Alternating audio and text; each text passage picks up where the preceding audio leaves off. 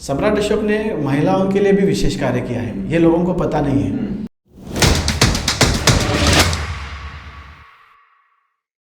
So hello and welcome to one more exciting episode of the Rahul Dongre show. दोस्तों, आज का episode बहुत शानदार होने वाला है। आज हम बात करेंगे चक्रवर्ती सम्राट अशोक की। उनके बहुत सारे ऐसे क्वेश्चंस हैं जो कि अनसुलझे हैं और बहुत सारे डाउट्स आज इंटरनेट पे घूम रहे हैं। तो उन सब चीजों पे चर्चा करने के लिए आज हमारे साथ में है नीरज बोधी सर।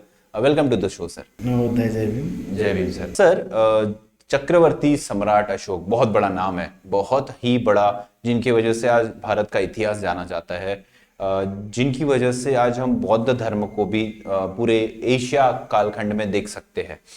चक्रवर्ती सम्राट अशोक के पहले बुद्ध धर्म का क्या इतिहास था सर? चक्रवर्ती सम्राट अशोक के पहले जो है बौद्ध धर्म का एक उज्जवल इतिहास हमें दिखाई देता है। भगवान बुद्ध के समय में ही 45 वर्ष तक उन्होंने जो धर्म का प्रचार प्रसार किया, तो उत्तर भारत में तो वो काफ़ी फैल चुका था और एक कौशल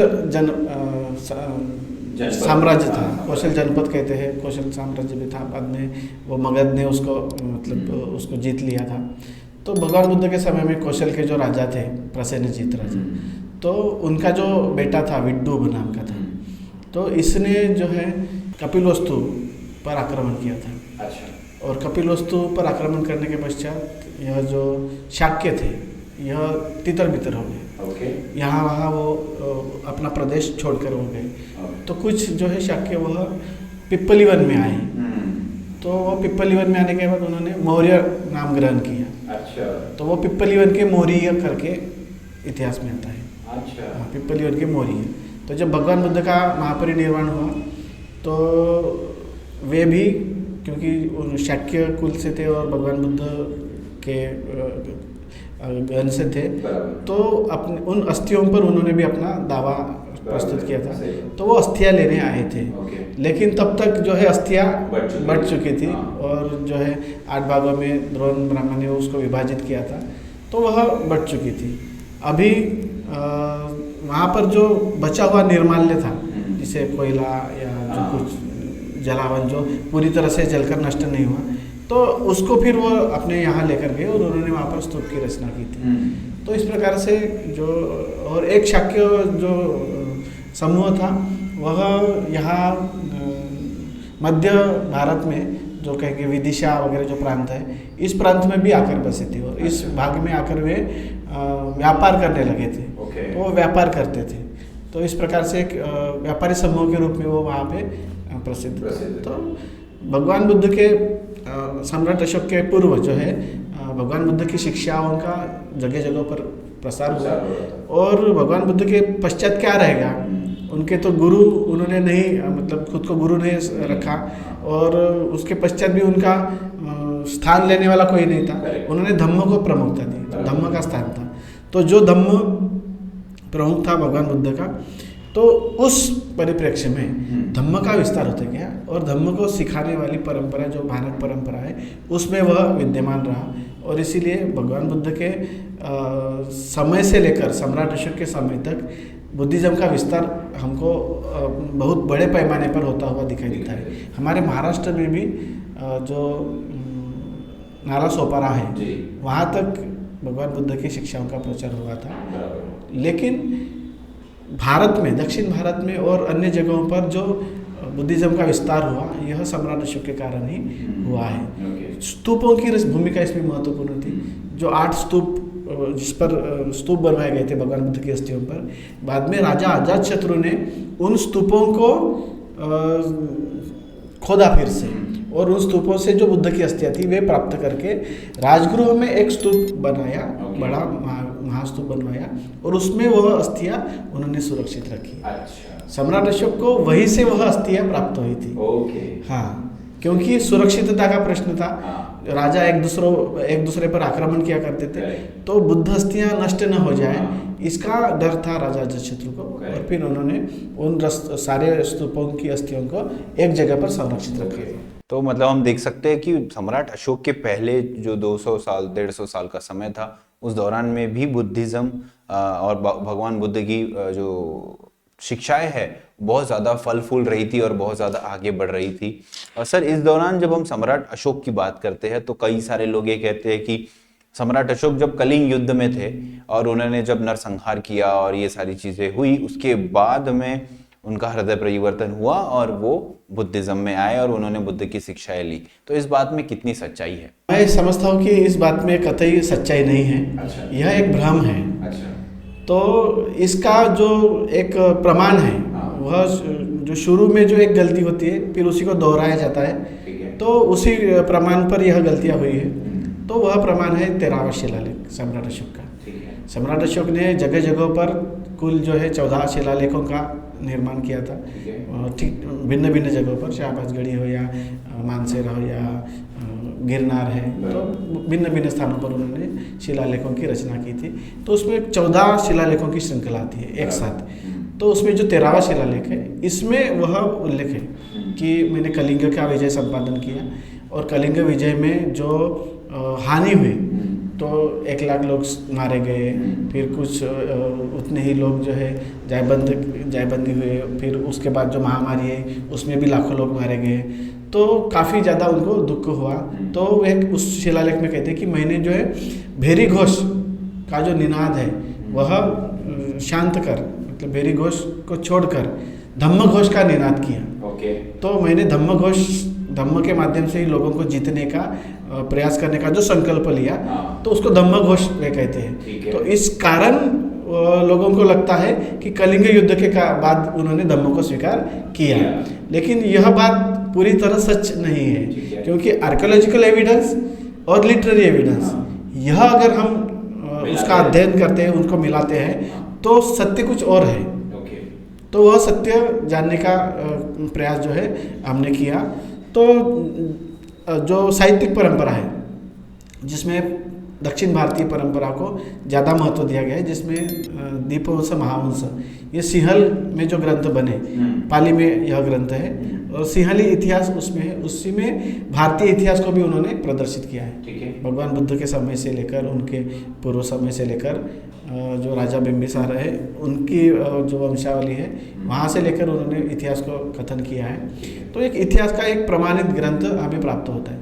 उस ग्रंथ का अध्ययन करने के बाद और आर्कियोलॉजिकल एविडेंस के रूप में अगर अध्ययन करने के बाद यह प्रमाणित होता है कि कलिंग युद्ध के पश्चात सम्राट अशोक बौद्ध नहीं हुए थे, उसके पहले ही वे बौद्ध हो चुके थे। तो ग्रंथों में ऐसी बात आती है कि जो सम्राट अशोक है यह मान लीजिए कि ईस्वी सन पूर्व 270 में उन्होंने उनका राज्याभिषेक किया, तो कुल 4 साल तक तो उन्होंने 60,000 ब्राह्मणों को अपने पाकशाला में भोजन करवाया। तो उनके पाकशाला में 60,000 ब्राह्मण रोज जो है अन्न ग्रहण करते थे। और वो लेकिन उनका जो कोलाहल है और उनका जो व्यवहार है वह देखकर सम्राट अशोक उद्विग्न हो चुके थे और उन्होंने फिर निर्णय लिया कि अभी ब्राह्मणों को भोजन दान नहीं करवाएंगे। तो उन्होंने वह ब्राह्मणों को भोजन दान करना बंद किया। तो वो 4 साल के बाद, ठीक है।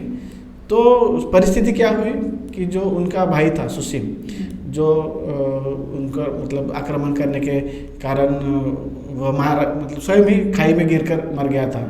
तो उनका जो बेटा है वह निग्रोध जो था, तो उसका जन्म निग्रोध वृक्ष के नीचे हुआ था, इसलिए उसका नाम निग्रोध पड़ा था और वो बचपन में श्रामनेर हुआ था। तो एक दिन सम्राट अशोक अपने महल की खिड़की में रास्ते पर देखते हैं तो यह निग्रोध चारिका करते हुए वहाँ से जाता हुआ दिखाई देता है। तो यह मैं मतलब लिटरेरी सोर्स का उदाहरण दे रहा हूँ। तो वो दिखता है तो वह अत्यंत प्रभावित होते हैं कि एक छोटा सा बच्चा एक शांत अपना भिक्षा पात्र लेकर एक जा रहा है। तो सम्राट अशोक प्रभावित होते हैं, उसको अपने यहाँ निमंत्रित करते हैं और अपने उस आवास में बुलाने के बाद अपने सिंहासन पर उसको बिठाते हैं। तो उस समय वह अप्पमाद्वग्ग का उनको उपदेश करता है। तो अप्पमाद्वग्ग का उपदेश करने के बाद सम्राट अशोक इतने प्रभावित होते हैं कि इतनी बुद्ध की अच्छी शिक्षा है, उनका मन जो है वह शांत होने लगता है, शीतल होता है और धम्म के प्रति उनकी जिज्ञासा बढ़ती है। तो फिर वे पूछते हैं कि यहाँ कौन ज्येष्ठ स्थविर है, भिक्षु है जिनसे मैं और धम्म की बातें जान सकूं, तो उनको पता चलता है कि आचार्य मोगलीपुत्र तिस्सा यह ज्येष्ठ स्थविर अभी विद्यमान है। ठीक है। तो फिर वह उनको निमंत्रण करते हैं और पाटलिपुत्र में एक अशोकाराम नामक विहार बनवाते हैं जहाँ पे हजारों भिक्षु एक साथ रह सके। तो अशोकाराम का निर्माण करवाकर वहाँ पर उनको निमंत्रित करते हैं और निमंत्रण करने के बाद उनसे धम्म वह सीखने लगते हैं। वो तो धम्म सीखते हैं तो धम्म की जो ज्ञान है, धम्म का जो ज्ञान है वह हासिल करते हैं। और फिर ऐसी स्थिति आती है कि एक व्यक्ति होता है नागवंशी व्यक्ति, तो वह आर्टिस्ट होता है और चित्र बनाता है। तो एक दिन सम्राट अशोक उनको भगवान बुद्ध का चित्र बनाने के लिए बोलते हैं, तो वह इस प्रकार से भगवान बुद्ध का चित्र बनाता है। सम्राट अशोक इतने ज़्यादा प्रभावित होते हैं कि अगर चित्र ही इतना तेजस्वी और प्रभावशाली है तो वास्तव में तथागत बुद्ध कितने प्रभावशाली व्यक्ति होंगे।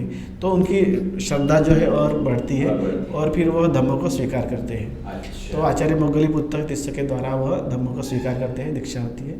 तो यह जो है उनके 5वां साल मतलब उस समय।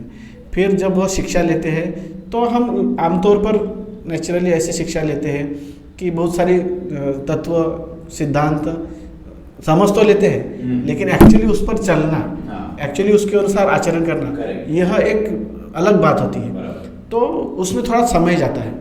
तो यह होता है कि सम्राट अशोक ने उसको शुरू किया। उन्होंने फिर सवाल किया कि कुल कितने धम्म का उपदेश तथागत बुद्ध ने किया, आचार्य को पूछते। तो उन्होंने बताया कि 84,000 धर्मस्कंद अभी विद्यमान है।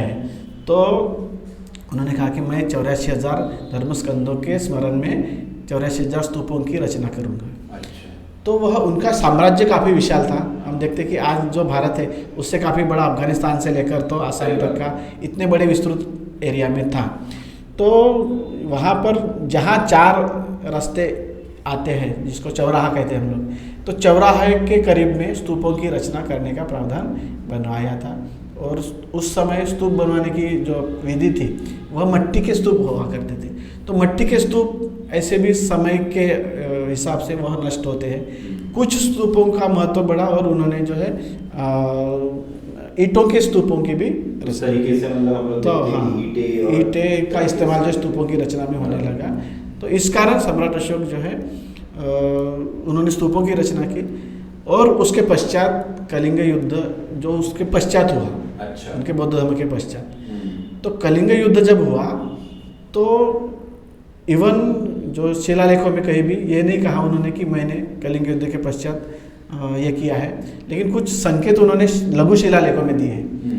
कि लघु शिलालेखों में ऐसा उल्लेख आता है कि कुछ 2.5 वर्ष हुए हैं मैं मतलब धम्म के शरण में आया, लेकिन ज़्यादा उद्योग नहीं किया। समझ गया।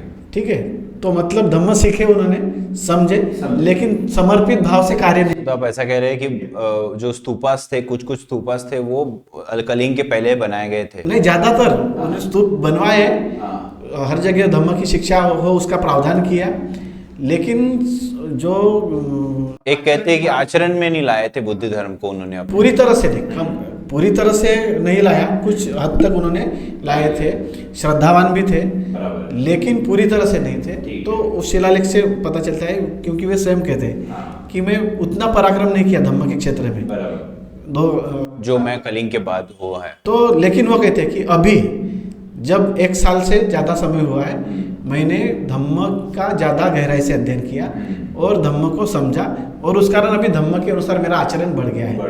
ये वो लघु शिलालेख में कहते हैं। तो इससे स्पष्ट होता है कि वो 2 साल तो उसके पश्चात गए, और 8 साल बाद राज्याभिषेक के 8 साल पश्चात उन्होंने कलिंग पर आक्रमण किया। क्योंकि कलिंग जो है वह जो व्यापारी मार्ग है उसके बीच में आता है। तो ताम्रलिप्ति जो है, मतलब अभी कैलकाटा हम लोग कहते हैं, तो वहाँ से समुद्र के रास्ते से व्यापार चलता था, सिंहल तक जाता था। तो उस बीच में कलिंग आता था और उसके कारण उनको वह आक्रमण करना पड़ा। लेकिन जो विभीषिका हुई, जो ज़्यादा वहाँ नरसंहार हुआ, तो जो बुद्ध की शिक्षा उन्होंने ग्रहण की थी, उस शिक्षाओं को ग्रहण करने के पश्चात उन्होंने यह समझा था कि जब अपना कोई जाता है तो वो कितना दुख उत्पन्न होता है, बराबर। उस परिवार पर जो दुख का पहाड़ टूटता है, तो वो कितनी बड़ी हानि है। तो उनको रियलाइजेशन हो कि बुद्ध की शिक्षा, अरे ये है बुद्ध के जो दुख की कंसेप्ट है उसमें कि अप्पिये ही संपयोग दुख और पिये ही विपयोग दुख। तो प्रिय का जो वियोग है, अपना जो प्रिय जाता है तो वियोग कितना दुखदायी होता है, और कोई अप्रिय मिलता है तो अप्रिय मिलता है तो कितना दुख होता है। तो सम्राट अशोक कलिंग वासियों के लिए अप्रिय थे, है ना, क्योंकि उनको आक्रमण किया था और उनके अपने युद्ध में मारे गए, तो वो विलाप शोक उनका बहुत ज्यादा था। तो इस कारण बुद्ध ने जो शिक्षा दी उसका रियलाइजेशन उन्हें हुआ कि ये रियलाइजेशन है कि अरे यह तो मैंने लोगों के दुख का कारण बना, मैं तो धम्म सीखा, मैं तो समझा, लेकिन मैं स्वयं लोगों के दुख का कारण बना।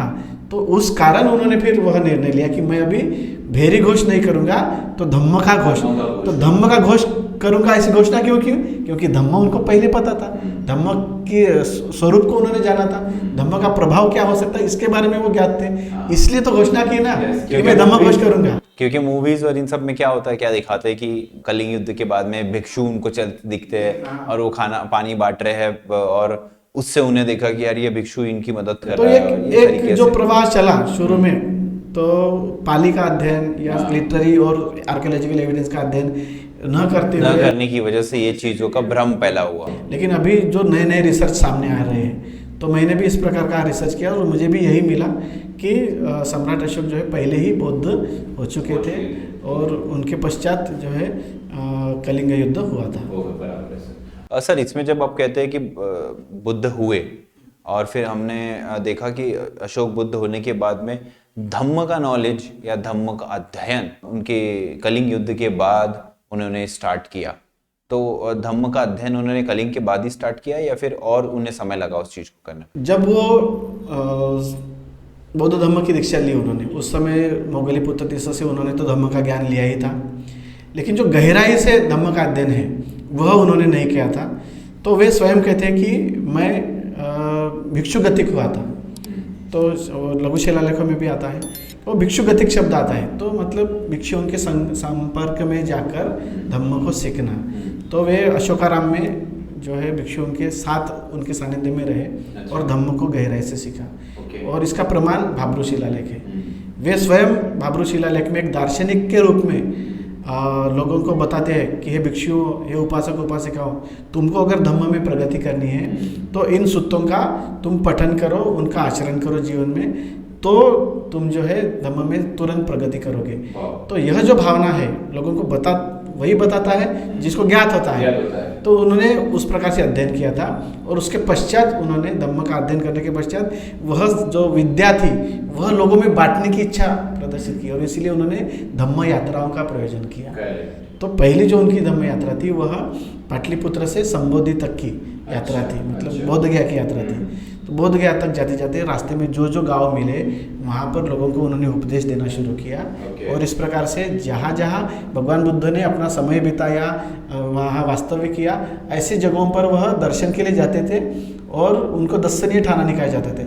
तो दर्शनीय स्थलों को वह भेंट देते थे और रास्ते में जो गाँव आते थे वहाँ पर लोगों को उपदेश करना, दान करना, श्रमण ब्राह्मणों को दान करना, वृद्धों को दान करना, जो गरीब है उनको दान करना, इस प्रकार से कार्य भी वो करते थे और लोगों को धम्म का आचरण भी सिखाते थे। तो क्या हुआ कि जैसा राजा यथा राजा तथा प्रजा, तो राजा इतना धार्मिक है तो प्रजा तो प्रभाव होना जरूरी है। तो इस प्रकार से फिर वो बुद्धिज्म का प्रसार। सर, इसमें जब हम लोग सम्राट अशोक की बात करते हैं और उनके शिलालेखों का हमें सारा आर्कियोलॉजिकल एविडेंस मिलता है, तो उनके ये शिलालेख, उनके ये स्तंभ बनाने के पीछे उनका उद्देश्य क्या था बेसिकली? बहुत अच्छा सवाल है। सम्राट अशोक ने जब यह जो धम्म सीखा तो उनको लगा यह तो अमृत है, इससे तो मनुष्य का सारा जीवन बदलता है और सुख में वृद्धि होती है। तो यह जो सुख में वृद्धि होती है तो यह केवल मुझ तक सीमित ना रहे, जिस सुख को, जिस आनंद को मैंने प्राप्त किया है यह केवल मुझ तक सीमित ना रहे, तो ये सारे लोगों को मिले। और सारे लोगों को मिले तो फिर ये किस प्रकार से रहे, धम्म चिरकाल किस प्रकार से बना रहेगा। हमारी आने वाली पीढ़ियों को जब तक उनकी भावना थी शिलालेखों में कि जब तक चांद सूरज विद्यमान रहेंगे तब तक धम्म भी विद्यमान रहना चाहिए। यह लोगों के सुख का, हित का कारण बनना चाहिए, यह उनकी भावना थी। और इसलिए उन्होंने धम्म का जो है प्रचार प्रसार करने के लिए शिलालेखों का निर्माण किया। तो उन्होंने धम्म की व्यावहारिक जो भूमिका थी वह शिलालेखों में प्रस्तुत की। जैसे कि हम पंचशील लेते हैं तो पंचशील का आचरण जो है, 5 शील, यह सार्वजनीन है। वो किसी कोई एक व्यक्ति धर्म का पालन करे तो उसका लाभ होगा और दूसरे का नहीं होगा, ऐसा बात नहीं है। जो भी व्यक्ति आचरण करता है उसका लाभ ही होगा, उसका अकल्याण कभी नहीं होगा।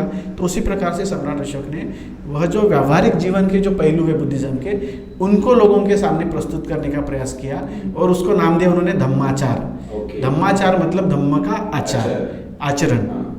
तो कैसे होना चाहिए? जैसे आप अगर माता पिता की सेवा करते हैं तो आपको इसी जन्म में सुख की प्राप्ति होगी, विपुल सुख की प्राप्ति होगी।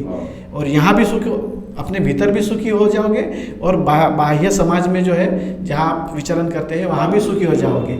और इसको उन्होंने कहा इहलोक और परलोक। तो इहलोक ये अपने भीतर के संसार में भी सुख भोगोगे और बाहर के जीवन में भी सुख भोगोगे। इस प्रकार से आचरण करना चाहिए। तो यह धम्माचार उन्होंने प्रचारित किया। और इसीलिए जो है कि कम व्यय करना चाहिए, संचय जो है ज़्यादा नहीं करना चाहिए। कम संचय करो, ज़्यादा चीज़ों का जितना इस्तेमाल करना है उतना ही करो, और खर्च भी जो है कम करो। वह उसका ये किया। जो वृद्ध है घर में, जो माता पिता है, उनकी सेवा, आचार्य गुरुजन उनकी सेवा करना, उनको दान देना, इस प्रकार का आचरण लोगों को उन्होंने सिखाया। तो यह व्यवस्था उन्होंने निर्माण की, उसको उन्होंने धम्माचार नाम दिया। और उन्होंने कहा कि यह धम्म की रीत है। और यही महामंगल सूत्र में भी आता है, माता पितु पट्ठानंग पुत्रदारस संग हो। तो यह जो धम्म, इसमें महामंगल सूत्र में जो धम्म आया है, यह धम्म का व्यावहारिक पहलू सम्राट अशोक ने धम्माचार के रूप से, उन्होंने ये नहीं कहा कि ये महामंगल सूत्र का पठन करो, उन्होंने कहा कि भाई तुम माता पिता की सेवा करो, तुमको पुण्य लाभ होगा। इसमें सर कई बार लोग पूछते हैं कि कहाँ गए तुम्हारे 84,000 स्तूपा, 84,000 स्तूपा तो का अस्तित्व ही नहीं है, हमें कुछ देखने मिलते हैं। तो इसको लेके आपके क्या व्यूज है बेसिकली? देखिए कि कुछ लोग जो है भ्रांतियां फैलाने का कार्य करते हैं, वो तो करते रहेंगे। लेकिन भारतीय भूभाग जो है, कहीं भी आप, कहीं स्तूपा मिलता है, कहीं उत्खनन होता है, तो जहाँ भी स्तूप मिलता है आप उसका बेस देखिए तो सम्राट अशोक कालीन होता है। जो ईंटें होती है सम्राट अशोक कालीन होती है। तो इससे यह स्पष्ट होता है कि सम्राट अशोक के समय में स्तूपों का निर्माण हुआ था। अभी कुछ बातें हमको ध्यान में रखना है। एक उसमें आता है जलवायु परिवर्तन। जलवायु परिवर्तन के कारण कुछ रास्ते भी बदल दिए, परमानेंट रास्ते नहीं हुआ करते थे, तो रास्ते भी बदले हैं। नदियाँ जो थी, नदियों ने अपना जो बहने का जो पात्र है वो भी चेंज किया है, वो भी बदला है। इस कारण जो फिर रास्ते हैं वे भी नए नए निर्माण हुए हैं। इस कारण जो चौराहे पर कभी स्तूप हुआ करते थे, अभी वो स्तूप जंगलों में चले गए, झाड़ियों में चले गए, तो उनका अवशेष नष्ट हो गया। और प्राचीन समय में जो मैक्सिमम स्तूप बने थे वो मड स्तूप थे, मतलब मट्टी के स्तूप थे। ठीक है, उसके प्रमाण हमको अडम में मिलते हैं, पवनी में मिलते हैं, वैशाली में मिलते हैं। तो मठ के भी स्तूप थे, तो वो नष्ट हो गए। ठीक है, और शिलालेखों की जो रचना थी वह भी सम्राट अशोक ने स्तूपों के पास में ही रचना की थी कि वहाँ अगर कोई शिला है तो वहाँ पर लोग जो है जाकर पढ़ेंगे कि यह धम्म की रीत है, यह आचरण करने से सुख मिलता है। ठीक है, तो बहुत सारी चीज़ें इस शिलालेखों के माध्यम से और स्तूपों के माध्यम से उन्होंने प्रचार प्रसारित की थी। तो सम्राट अशोक के धम्म के प्रचार का एक माध्यम ही स्तूप बना था। तो यह स्तूप महत्वपूर्ण था। आज उतने स्तूप इसलिए नहीं मिलते क्योंकि हम देखते हैं कि वहाँ अफगानिस्तान से लेकर पाकिस्तान तक का सारा जो प्रदेश है वह अभी दो भिन्न देशों में है और वहाँ भी मैक्सिमम स्तूप मिलते हैं। उत्खनन होता है तो भारत में भी जहाँ कहीं टीला खोद दिया जाए तो वहाँ पे स्तूपों का उत्खनन मिलता है। तो इस प्रकार से वो मिलते हैं। और मठ स्तूप जो है वो काफ़ी सारे नष्ट भी हो चुके हैं इसलिए। और अभी 2-2.5 हज़ार साल अगर हम इतिहास देखते हैं तो बहुत लंबा समय है और इस कारण यहाँ ज़्यादा स्तूप नहीं मिलते हैं। अगर यही बात 500 साल बाद की होती तो आप इनका देखिए, ह्यूएन सांग, फाहियान, यह जो चीनी प्रवासी भारत में आए तो उन्होंने कहा कि मैंने इतने लाखों भिक्षु कश्मीर में देखे एक साथ, इतने विहार, इतने स्तूप यहाँ पर देखे, और जगह जगह जहाँ जहाँ वो घूमे वहाँ वहाँ स्तूपों की रचना दिखाई दी। आंध्र में अगर जाएंगे आप तो बिहार से भी ज़्यादा स्तूप आंध्र में हमको मिलते हैं। तो ये कहाँ से आए? अगर यहाँ प्रचार नहीं हुआ तो ये कहाँ से आए? तो इसीलिए हमको दिखाई देता है कि बहुत सारे नष्ट हो चुके हैं, बहुत सारे अभी भी मतलब ज़मीन के नीचे दबे हुए हैं, और बहुत सारे स्तूप जो है अभी उनका उत्खनन होना शेष बाकी है। सर, एक और बड़ा क्वेश्चन आता है लोगों का कि सम्राट अशोक ने तलवार छोड़ दी और पूरे तरीके से धार्मिक हो गए और पूरे लोगों को भी देश के धार्मिक बना दिया, जिसकी वजह से बाहरी लोगों ने देश पे हमला किया और हमारा देश कब्जे में आ गया उनके। तो ये बात में कितनी सच्चाई आपको लगती है? इसमें भी कुछ सच्चाई नहीं है, यह भी एक मिथक है। एक धम्म को जो एक अलग तरीके से देखने वाले लोगों की जो दृष्टि है उन्होंने फैलाया हुआ यह एक भ्रम है। वास्तविकता यह है कि सम्राट अशोक ने धम्म का घोष किया, धम्म का निनाद किया, लेकिन शस्त्रों का त्याग नहीं किया। उन्होंने कभी भी अपनी सेना का जो है विसर्जन नहीं किया। उनकी सेना थी, और जो क्षेत्रीय प्रांत थे या जो तटीय प्रांत थे वहाँ के लोगों को भी उन्होंने शिलालेखों में संदेश दिया है कि जब तक सम्राट को मतलब सहन करने की क्षमता है सम्राट में, तब तक वो सहन करेंगे।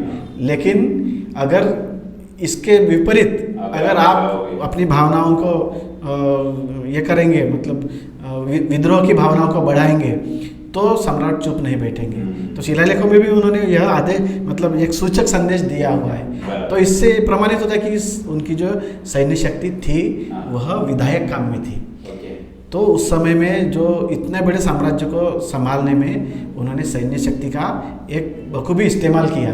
आज हमारी भी सेना कई बाढ़ पीड़ितों के लिए मदद राहत के लिए जाती है, कई कुछ दूसरे ऑपरेशन के लिए जाते हैं, कई भूकंप होता है उसके लिए ऑपरेशन में जाते हैं। तो उस प्रकार से जन कल्याणकारक योजनाओं में सेना का इस्तेमाल सम्राट अशोक ने करना शुरू किया था, और सेना को विसर्जित नहीं किया उन्होंने। तो यह स्पष्ट है कि उन्होंने सेना का त्याग नहीं किया था, और इस कारण देखेंगे कि सम्राट अशोक के ऊपर कुदृष्टि डालने का प्रयास उस समय के किसी भी राजा ने, शासक ने नहीं किया उनके ऊपर हाँ कि आक्रमण कर सके। इतने बड़े बड़े आक्रमणकारी आए, लेकिन सम्राट अशोक के समय में सब शांत था, कुछ भी आक्रमण नहीं हुआ। ये किस कारण कि उनकी जो धम्म की नीति थी, वो धम्म की नीति के साथ उन्होंने अपनी सुरक्षा के जो इंतजाम थे वह भी माकूल किए थे, बखूबी किए थे, और इस कारण उन पर किसी ने आक्रमण नहीं किया था। तो सम्राट अशोक के कारण देश इसमें गया है वह एक मिथ्या धारणा है। क्योंकि आप देखेंगे कि जो आक्रमणकारी आए हैं तो बाद में शुंग शासन आया, तो शुंग तो ब्राह्मण थे, फिर ब्राह्मणों के कारण वो साम्राज्य क्यों नहीं टिक पाया? उनके समय में आक्रमण क्यों हुए? कण्व थे, उनके समय में आक्रमण हुए। जो बैक्ट्रिया से कुषाण आए, तो कुषाणों ने यहाँ पर आक्रमण किया, उन्होंने अपना साम्राज्य फैलाया। फिर हुन आए, बहुत सारे कॉन्करर यहाँ पर आए और उन्होंने अपने अपने राज्य यहाँ पर स्थापित किए। लेकिन उनको प्रोटेक्ट करने के लिए यह क्यों नहीं हुआ? उसका एक मैं अच्छा उदाहरण आपको देता हूँ। देखिए कि किस कारण हम लोग इस गुलामी में गए या हमको जीता गया, इसका कारण क्या था? देखिए कि समाज में चातुर्वर्ण व्यवस्था थी, तो चातुर्वर्ण व्यवस्था में एक बड़ा जो तबका था वो ब्राह्मण का था, तो ब्राह्मण समाज से छूट गए। फिर वैश्यों का एक बड़ा तबका है और उससे ज़्यादा शूद्रों का, शूद्रों की संख्या सबसे ज़्यादा थी। अभी टोटल मान लीजिए कि 100 की पॉपुलेशन हम लेते हैं, 100 की पॉपुलेशन के 4 आप विभाजन कीजिए, तो एक ब्राह्मण, एक क्षत्रिय, एक वैश्य और शूद्र। तो उसमें से केवल शस्त्र धारण करने का अधिकार क्षत्रियों को था। तो क्षत्रिय की तादाद कितनी है? अगर वो लड़ते भी तो कितने लड़ते? ठीक है, इसीलिए, और उसमें भी छोटे बच्चे, महिलाएं, तो सभी तो युद्ध पर नहीं जाते थे। तो उसमें से भी मतलब 100 में से अगर 12 लोग, मतलब 25 में से भी आधे आपने काट लिए, तो 12 लोग युद्ध पर जाते हैं। उसमें से बहुत सारे लोग अगर मरते हैं युद्ध में, तो फिर उसको प्रोटेक्ट करने के लिए युद्ध तो काफी दिनों तक भी चलता है। रिप्लेसमेंट कहाँ है? तो रिप्लेसमेंट कहाँ है? तो शस्त्र धारण करने का अधिकार बाकी लोगों को दिया ही नहीं। इस कारण भारत गुलामी में गया। इस बात को छिपाने के लिए वो बुद्धिज्म पर आरोप करते हैं।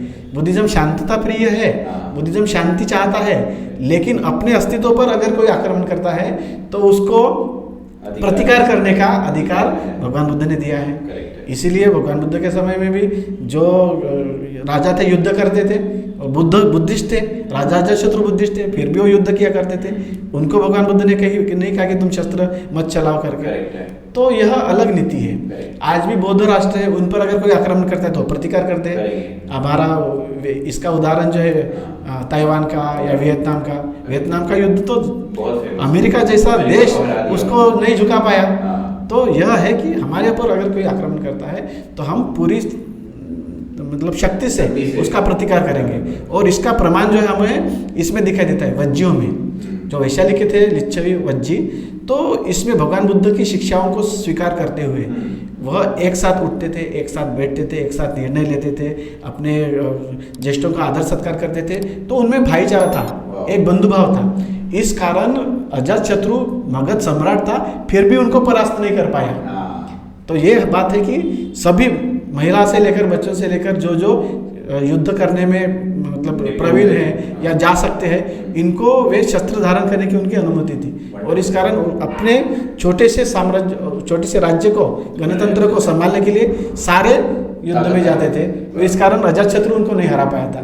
तो यह है बुद्धिज्म का इम्पैक्ट कि बुद्धिज्म में जो एकता बताई गई है, एक सूत्रता बताई गई है, उस कारण जो आत्मविश्वास बढ़ता है तो बड़े बड़े लोग भी उसमें सुरमा भी नहीं टिक पाते हैं। सर, इसमें जब हम बात करते हैं सम्राट अशोक की, तो सम्राट अशोक ने बहुत सारे मंगल कार्य किए।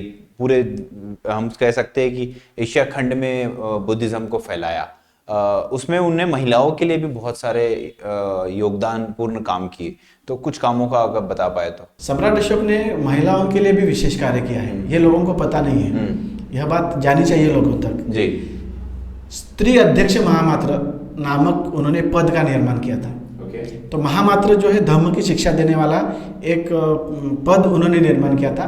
और वो प्रशिक्षित होते थे, वे धम्म में प्रशिक्षित होते थे और वह लोगों में प्रशिक्षण देने का कार्य करते थे। तो उनके भी स्तर होते थे, तो उच्च स्तर के महामात्र, उससे कम स्तर के महामात्र। इसी प्रकार से स्त्रियों में काम करने के लिए भी स्त्री अध्यक्ष महामात्र नियुक्त किए थे।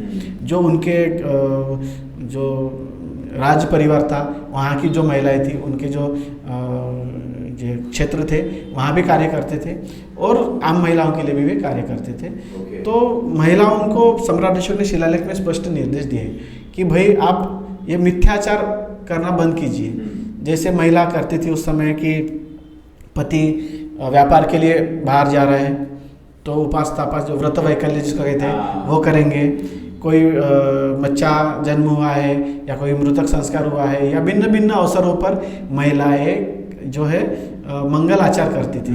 तो उसको सम्राट अशोक ने कहा है कि यह मिथ्या मंगल आचार है। यह निम्न स्तर के है, इससे कुछ भी हासिल होने वाला नहीं है। तो इसके विपरीत आप क्या करो, धम्म का आचार करो, धम्माचरण करो। आप माता पिता की सेवा करो, आप सास ससुर जो बड़े घर के बड़े होते हैं तो बड़ों की सेवा करो। और जो धम्म का आचार है, अपने संपत्ति की रक्षा करना है या निरर्थक जो उपास तापास है इसको छोड़कर उपोषित का आचरण करना है, धम्म को अपने जीवन में लाना है। इस प्रकार का अगर करोगे तो आप इसी जन्म में सुख को प्राप्त करोगे। तो महिलाओं को एक बहुत बड़ा उन्होंने संदेश दिया, उनको एम्पावर किया।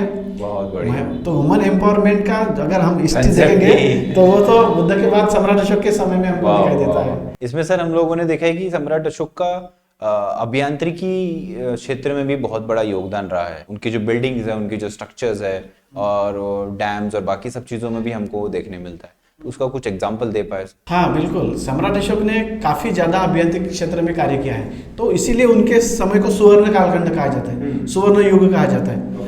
तो उन्होंने अभियांत्रिकी क्षेत्र में देखेंगे तो जैसे ये स्तंभ दिखाई देते हैं हमको, जो आज स्तंभ जिसको हम अशोक स्तंभ बोलते हैं, तो उसका जो पॉलिश है वो किस प्रकार से बनाया गया, किस मशीन से बनाया गया, आज तक कोई नहीं खोज पाया है। इतनी चमकदार पॉलिश है और वह स्तंभ आज भी जीवित है ना। दिल्ली टोपरा में जाइए, जहाँ दिल्ली मेरठ का स्तंभ देखिए, तो आपको उस सारे वैशाली में वो स्तंभ है, जो पॉलिश उस स्तंभों पर है वह अभियांत्रिकी का एक बेस्ट नमूना है। और वो भी एक ही पत्थर से, मतलब इतनी बड़ी बड़ी जो पिल्लर है लाट, वो हर जगह नहीं उतना मिलता है ना। जो चुनार की खदानें हैं राजस्थान में, तो वहाँ इतने बड़े बड़े पत्थर मिलते थे। उनको तराश कर, उनको उस पर काम करके उस जगह पर ले जाना, यह काफ़ी बड़ा मुश्किल काम है। फिरोज शाह तुगलक ने अपने ग्रंथ में ये लिखा है, क्योंकि फिरोज शाह तुगलक ने 2 पिलर, एक टोपरा और मेरठ से जो है दिल्ली में लाया था। अच्छा। फिरोज शाह कोटला में जो है दिल्ली टोपरा का जो स्तंभ हमें दिखाई देता है, वहाँ पर आप देखेंगे कि उन्होंने जो गाड़ियाँ हैं, बैलगाड़ियाँ, उस पर काफ़ी रुई डालकर उस स्तंभ को और बैलगाड़ियों में उसको जोत कर उसमें रख कर फिर वो लाए थे। अच्छा। तो उसके समय में मतलब 1000 साल मतलब 1200-300 साल का समय गया समझो।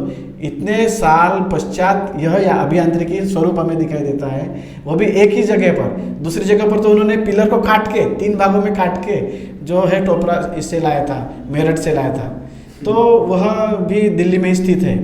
तो कहने का तात्पर्य कि यह अभियांत्रिकी स्वरूप उस समय में विकसित था।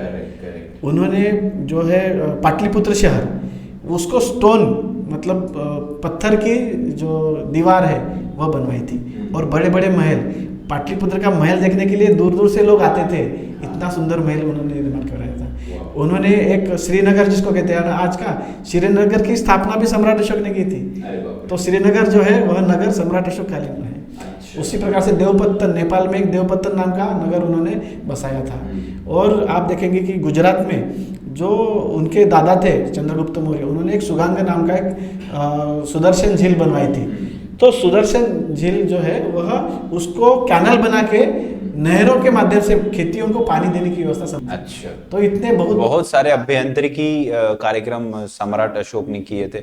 इसमें एक और हमने बात की महिला एम्पावरमेंट की, हमने बात की अभियांत्रिकी की, तो इसमें एक वैदिक पोर्शन भी है जो सम्राट अशोक के काल में स्टार्ट हुआ, जब से वो धम्म प्रचार कर रहे थे। तो उसके भी कुछ एग्जाम्पल अगर हमें आप दे पाए सर। जी जी, सम्राट अशोक ने वैद्यकीय क्षेत्र में बहुत बड़ा योगदान दिया है। आज भारत में जो औषधि वनस्पतियों की विविधता दिखाई देती है, तो भगवान मतलब सम्राट अशोक ने ऐसी व्यवस्था की थी कि जहाँ पर औषधि या विद्यमान नहीं है या औषधि वनस्पतियाँ उपस्थित नहीं है, तो दूसरी जगह से वहाँ पर रोपित किए जाए। तो इस प्रकार से उन्होंने औषधि वनस्पतियों का विस्तार भारत भर में करवाया। तो इस कारण एक ही जगह की वनस्पति हमको जगह जगह पर दिखाई देती है। यह इसका सम्राट अशोक का बड़ा योगदान है। उन्होंने औषधि शास्त्र को और विकसित किया, और उन्होंने पशु चिकित्सालय और मनुष्य चिकित्सालय, मतलब मनुष्य के लिए भी दवाखाने और पशुओं के लिए भी दवाखाने, इसकी व्यवस्था सम्राट अशोक ने की थी। और इस कारण जो चिकित्सालय है, चिकित्सा जहाँ होती थी, उनको औषधि भी चाहिए, तो उन औषधियों का भी उन्होंने, औषधि वृक्षों का उन्होंने रोपण वहाँ पर किया। इतना महान कार्य सम्राट अशोक ने हमको किया हुआ दिखाई देता है। बहुत ही बढ़िया। तो ये उनका योगदान। सर, इसमें सम्राट अशोक का जब हम बात करते हैं तो सम्राट अशोक ने हमें आज जो दिखता है वो सांची स्तूपा ही दिखता है, एक बहुत बड़े अच्छे तरीके से संभला हुआ। तो सांची स्तूपा क्या पहले उन्होंने सबसे बनाया था, उसका कुछ अगर बता पाए तो। हाँ, सम्राट अशोक की जो पत्नी है वह पहली पत्नी देवी थी, उसको विदिशा देवी। जैसे मैंने पहले भी बताया कि जो शाक्य विष्णु के आक्रमण के कारण यहाँ वहाँ गए थे, तो विदिशा में भी आकर बसे थे।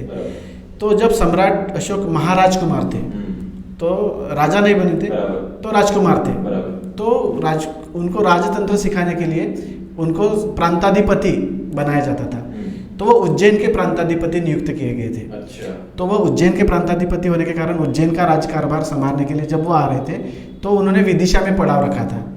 तो विदिशा में जब पड़ाव रखा, तो वहाँ के जो व्यापारी थे वे उनके सम्मान में उन्होंने भोज रखा और वहाँ पर उन्होंने प्रोग्राम आयोजित किया। तो वहाँ पर देवी से उनकी मुलाकात हुई। तो वो देवी शाक्यानी थी, तो वह बुद्धिस्ट थी, लेकिन वह कभी भी पाटलिपुत्र नहीं गई, वह विदिशा में ही रही। हाँ, उनके पुत्र जो महामहेंद्र और संघमित्रा, यह पाटलिपुत्र गए, लेकिन देवी वहीं पर थी। तो देवी के स्मरणार्थ, देवी के पूजा व्यवस्था के लिए उन्होंने सांची में जो स्तूप का निर्माण करवाया था। और उसी के अभी हम बुधनी केव्स है, वहाँ पे एक सरोमरु की टेकड़ी वगैरह है, तो वहाँ पे भी अभिलेख है। तो वहाँ पे स्पष्ट लिखा कि जब सम्राट अशोक महाराज कुमार थे तब यहाँ पर आए थे, तो वो देवी के साथ आए होंगे, उनका प्रभाव था पत्नी का। तो इस प्रकार से सांची का स्तूप उनके अपने पत्नी के सम्मान के लिए, पूजा स्थान के लिए उन्होंने निर्माण किया। सम्राट अशोक के काल में सर ये शिक्षा को उन्होंने बहुत महत्व दी। साथ ही साथ कहा जाता है कि सम्राट अशोक के टाइम पे मेल और फीमेल इक्वल हुआ करते थे। उनमें वो भेदभाव नहीं करते थे। तो इस बात में कितनी सच्चाई आपको लगती है बेसिकली? सम्राट अशोक ने जो है शिक्षा के क्षेत्र में बहुत बड़ा योगदान दिया है। उन्होंने लोगों को शिक्षित करने का कार्य जो किया है उसमें दो तरीके से कार्य किया है। एक तो उन्होंने अपनी जो राजकीय यंत्रणा थी वो राजकीय यंत्रणा लोगों की शिक्षा के लिए उन्होंने समर्पित की। तो उनके जो राजकीय अधिकारी होते थे, युक्त है, पुरुष है, प्रादेशिक है और उनके अन्य नगर व्यवहारिक इस प्रकार के पद हुआ करते थे, तो उनको भी लोगों को धम्म की शिक्षा देने का उन्होंने आदेश दिया था। और उसी प्रकार से देखते हैं कि उन्होंने जो विहार और स्तूप निर्माण करवाए, तो स्तूपों में बुद्ध अस्थियाँ थी, तो उनके रक्षण के लिए उन्होंने विहारों का निर्माण किया। तो भिक्षु स्थायी रूप से उन विहारों में रहने लगे थे। और क्या होता था कि जैसे विहार बना है तो आस पड़ोस के जो गांव है वहाँ भिक्षाटन भिक्षु करते थे और वहाँ से भोजन भी उनको प्राप्त होता था।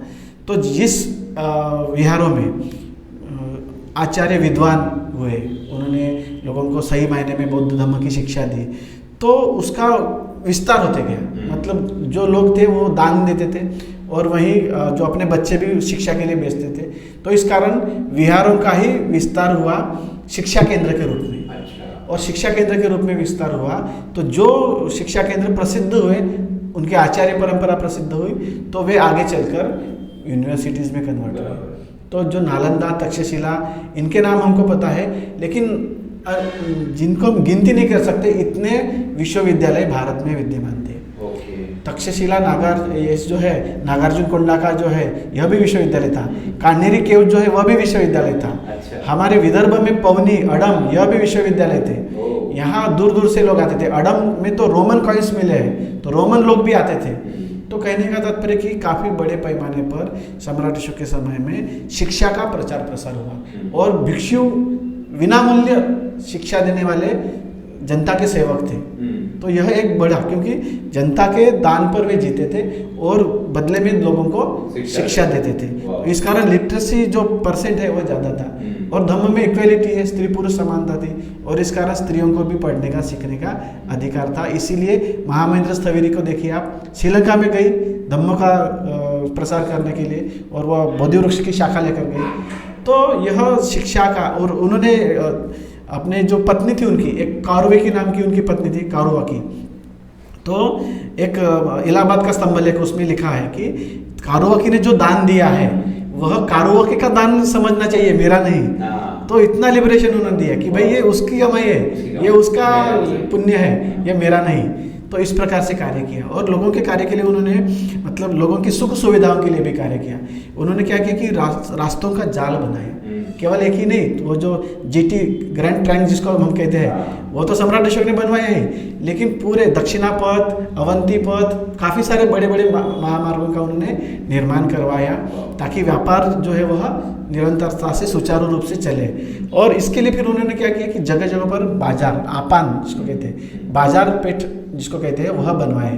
तो बाजारों की रचना की और जो काफिले जाते थे तो उनको पानी मिले, इसलिए समय समय पर एक निश्चित अंतराल पर उन्होंने कुएं बनवाए, जिसको बावड़ी वीर कहते हैं, डायरेक्ट कुएं में जाके पानी पी सके, ऐसी व्यवस्था उन्होंने की।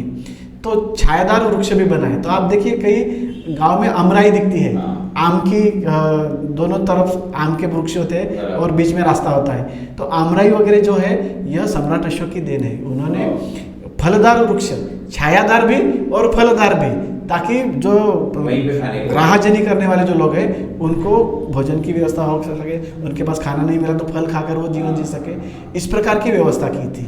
तो यह कार्य सम्राट अशोक ने किया और यह हमको दिखाई देता है। आप कहीं भी जाइए आपको बहुत जगह पर बावड़ी मिलती है या कुएं मिलते हैं, तो यह सम्राट अशोक कालीन है।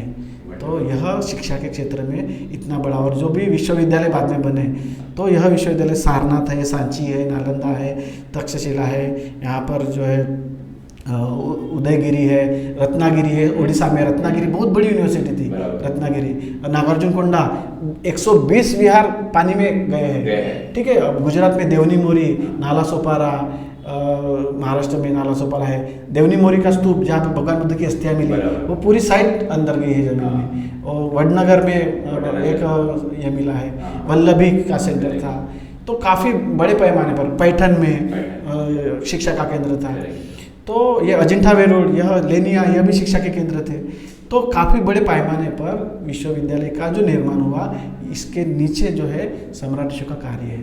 उनके इस कार्य के कारण यह भारत में शिक्षा का प्रचार प्रसार, जो हम बोलते हैं ना भारत में शिक्षा का धूर या सुवर्ण का धूर निकलता था, शिक्षा ज्ञान का केंद्र था, तो बुद्धिस्ट कल्चर के कारण है। बुद्धिस्ट कल्चर को सीखने के लिए देश विदेश से लोग आते थे और उनका यहाँ पर संगोपन जो है यहाँ की जनता करती थी। और जो ह्वेनसांग या फाइयान, इनके जो प्रवास वर्णन अगर आप पढ़ेंगे तो हजारों भिक्षुओं एक साथ विहार में उन्होंने देखे हैं। तो इतनी सारी तादाद में भिक्षुओं को कौन पोषित करता था? यहाँ के लोग करते थे।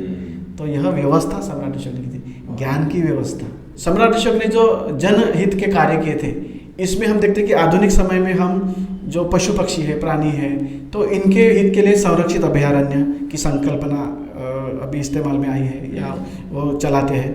लेकिन इसकी शुरुआत तो सम्राट अशोक ने की थी। अच्छा। उन्होंने शिलालेखों में स्पष्ट एक प्राणियों की एक यादी दी है, जिसमें उन्होंने कहा है कि इनको मारना नहीं, और जो उपोषद के दिन है उस दिनों पर शिकार करना वर्जित था। अगर कोई शिकार करेगा तो उसको गांव से निकाल दिया जाता था। अच्छा। तो इसलिए शिकारी भी उपोषद के दिन, जैसे अमावस्या, पूर्णिमा, अष्टमी, एकादशी, यह जो उपोषद के दिन थे, इन दिनों में शिकार भी नहीं कर सकते थे, जंगल में नहीं जा सकते थे, शिकार बेच भी नहीं सकते थे। तो मतलब हिंसा करना भी उस दिन वर्जित था। तो इस प्रकार के कार्य किए और उन्होंने स्पष्ट निर्देश दिए कि जो जंगल है, जंगलों को आग नहीं लगाना है। तो जंगल, क्योंकि जंगलों में प्राणी रहते हैं तो उनकी हानि होती है, हिंसा होती है। तो जंगलों की हिंसा, मतलब आग से जो प्राणी हिंसा होती है, उससे बचने के लिए उन्होंने निर्देश दिए कि कोई भी जंगलों को आग नहीं लगाएगा। तो यह संरक्षित अभयारण्य की कंसेप्ट सम्राट अशोक ने इम्प्लीमेंट की थी। और इसलिए केवल मनुष्य के हित के लिए कार्य किया ऐसी बात नहीं है, उन्होंने प्राणियों के लिए भी कार्य किया। इसीलिए जंगल संरक्षण, वनों को काटने का, जो जंगल में आग लगाते हैं और वन संपदा नष्ट होती है, तो उसको बचाने का कार्य सम्राट अशोक ने किया है। तो इतने महान कार्य सम्राट अशोक के द्वारा किए गए हैं जो हमें ज्ञात होना जरूरी है।